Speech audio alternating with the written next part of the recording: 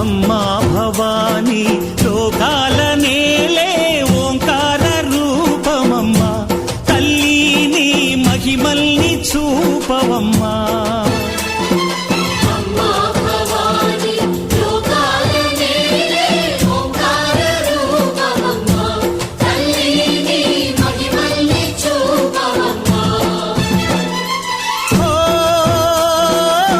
సృష్టికే దీపమా, శక్తికే మూలమా, సింహరథమే నీదమ్మా.